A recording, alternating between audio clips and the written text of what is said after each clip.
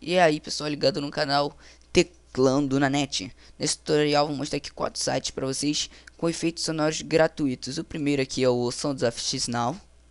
O segundo é o audiomicro.com. O terceiro, audiojungle.net. E por fim, o último, que é o freesong.org. Todos esses sites eu vou deixar na descrição do vídeo para quem quiser conferir e baixar os efeitos sonoros gratuitamente. Então esse tutorial fica por aqui, galera, e valeu!